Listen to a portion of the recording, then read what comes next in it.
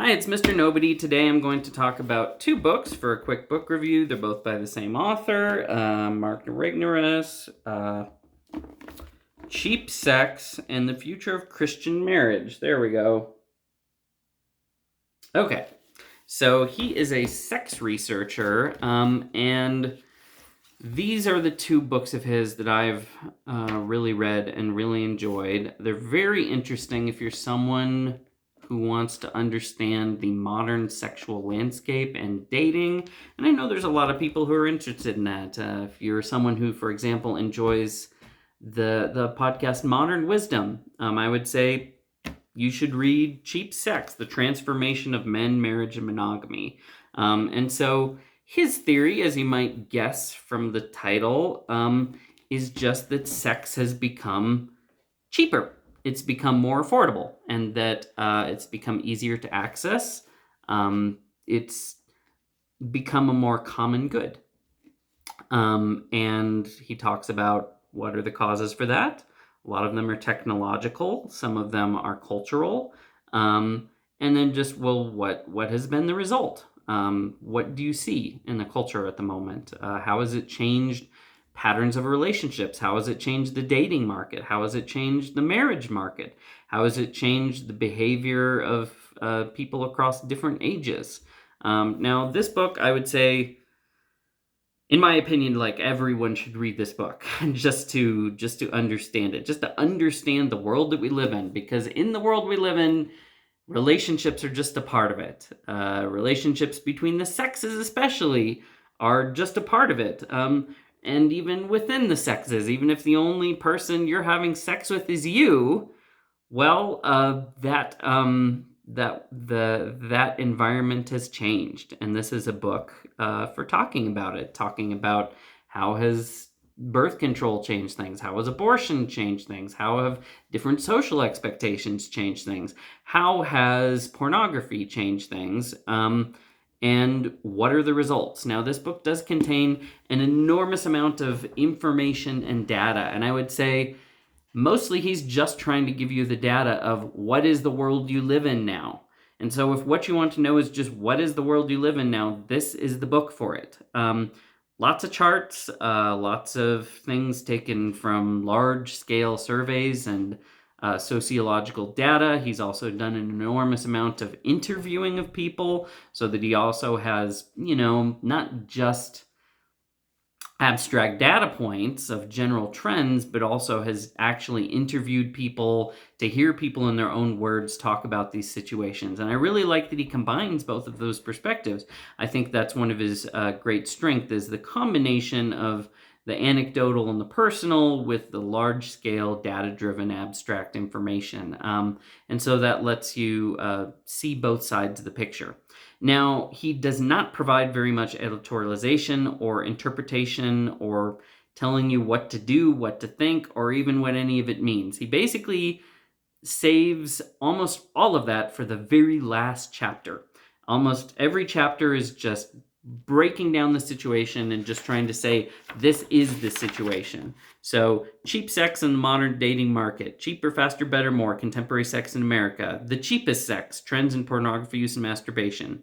The transformation of men, marriage, and monogamy. And then the final chapter, the genital life. And he literally saves almost everything he personally has to say for that last chapter. And if I had any criticism, it's that I'd like to know more about what he actually thinks. But I think he's operating very carefully as a social scientist and a sex researcher to mostly just tell you, here's the data. Here's what the world is. Here is the world that you are living in. Understand these things. And it's incredibly valuable for that. If you want to understand that whole, the modern mating market, the modern relationship between the sexes, and it trickles down in so many ways into our lives. But if you want to understand it, this is the number one book that I would recommend. It's extremely well researched. It's got tons of notes and extensive bibliography. But if you want, what else should I think about this? What should I do about this? He's not going to give you that. That's not what he's there. He's just trying to tell you the situation. Now, Moving to another book, which is a follow-up to it. I talked to Mark when he wrote Cheap Sex about how much I liked that book. And I mentioned to him that I would like to hear. I was more curious about what he personally thought, because it's one thing to know things, and it's another thing to say, well, what do you think about it? Or what should people do? And he has to be very careful about that, especially if he wants to do his research. And maybe not everyone feels as comfortable about that. But I would say a book that involves more of that is this book. Mark Regnerus is religious, he is a Christian. I don't know exactly what particular type, because this very much takes it from a totally broad perspective. He's talked to people of all different kinds: Orthodox, Baptist, Catholic, evangelical, people who are very hardcore about their faith, people who are just sort of, dabbling in it. He talks to everybody. Now, this book is less focused on that data. If you want the data about the mating market, you should really go to Cheap Sex. This one doesn't include as much data and charts and things like that. He sort of already covered that. Instead, this one is more specifically about marriage, but specifically marriage within religious communities. And one reason he's talking about it within religious communities, and he covers the data on this, is it's religiosity actually predicts to a large degree prevalence of marriage, and non-religiosity predicts other arrangements. And the two are actually very tightly associated. So in many ways, asking about the future of marriage more and more in the world we live in is actually a religious question, because it's mostly the religious people who are the ones hanging on to marriage as an arrangement. And in particular, it's the more conservative and traditional religious people who are hanging on to marriage. And if you just ran with reproduction, and they've done a study on this recently, if you just ran with reproduction and let it run its course for a couple generations, in the secular world, a lot of marriages and a lot of religions would cease to exist. And then a lot of the mainline denominations, it's in decline. And he does talk about how, Christian culture actually tracks very much with the larger culture, but it also resists it. So there are differences, and some resist more than the demographic trends more than other areas. And I know from that study they read recently, one of the only groups actually reproducing at a rate that is actually above replacement is your conservative non-denominational Christians. But like I said, with Cheap Sex, a lot of his goal is just to tell you what is the world that you live in now. And so this is just looking at what is the marriage world, what is the dating market, what is the mating world for Christians on an international perspective. And he's interviewed hundreds of people across a vast array of countries, humongous differences: Africa, Middle East, North America, Central America, Europe, and finds actually a lot of similarity between them in terms of their fundamental Christian beliefs, a lot of variety in how those beliefs and cultural practices and cultural trends have interacted with one another and which direction they're trending. Generally, if I had to sum it up, it's that marriage is in decline everywhere, and that also is true among Christians. And so Christians are wondering, to what degree do we or can we preserve this institution? Because it's an institution that is deeply connected to the faith. It has a very extremely prominent position within Christianity. It is, apart from its history and theology and teaching throughout the ages, it is held up as this foundational element of human nature and the way the world is created to be, as well as elevated as this ultimate picture of the most essential relationship that Christians believe in, which is the relationship between God and his followers, between Christ and the church.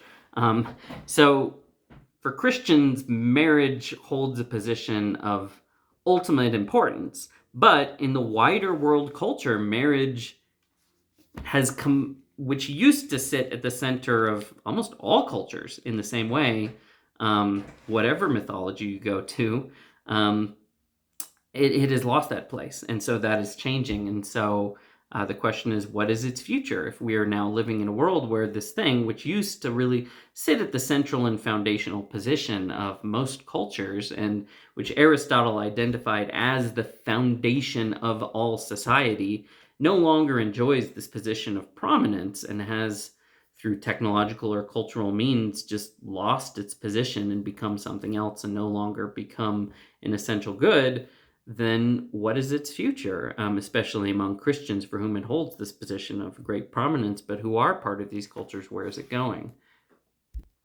Now, I really liked this book. I probably would have liked even more data about marriage in the abstract, the effect of marriage, but that's not what the subject was about. The subject was about Christian marriage specifically, and so a lot of that data is covered by other sociologists and other books. But he does get a great survey of all these people in these different places, and here's what they have to say. The book does contain more editorialization than Cheap Sex, for sure. Whereas Cheap Sex kept that more for the end, he actually gets into it and tells you what he thinks about it, and actually gives some opinions, and some hard-hitting opinions about things, and takes some stances, and is very bold. But he does it in such a straightforward and simple way, very kind of scientific. And he does get into recommendations, too. He has a series of recommendations of, if marriage is something you're interested in, marriage is something you want to preserve, then here are the things that you could do. And he does have some recommendations. And they go from small and personal all the way up to potential governmental interventions. And I'd say they're all pretty good. So I would say if you are a Christian, if you are in the dating world at all, or thinking of getting married, or if you're a parent and have children who you are thinking about their future and entering into this world, it's something you should probably know about, because this is the world they will be dealing with. This is the marketplace they would be dealing with, and Mark is going to tell you just the truth about it. This is the world you will be operating in. This is the landscape. This is what the people that you meet will think and will expect. This is what your children will encounter. And these are steps you can take to help yourself navigate that world. It's not overall a book of advice, but he does include some general points of that. So I would recommend it. It is a very good book. If I had to pick between the two, it's a tough choice. I would say probably I think everyone should read Cheap Sex, and then, like I said, read The Future of Christian Marriage if you have a personal stake in that subject. Or just a general interest if you're married and you've got things fairly figured out, but you're just curious about the world that other people are facing right now, and how it differs, how it's changing, including on an international level, because one of the things I really learned from that book is how similar things have become on a world level because of the way culture spreads in modern media and the way it diffuses the cultures. It's created much more of a global monoculture than you would ever expect. And that is a fascinating subject. And so just from that cultural survey perspective, I was very surprised by the things I learned of how much everyone is actually on the same page and in the same place, or facing the same challenges, no matter where they are. So that was very interesting. So yeah, read those books if you get a chance. That's all for today. Thank you.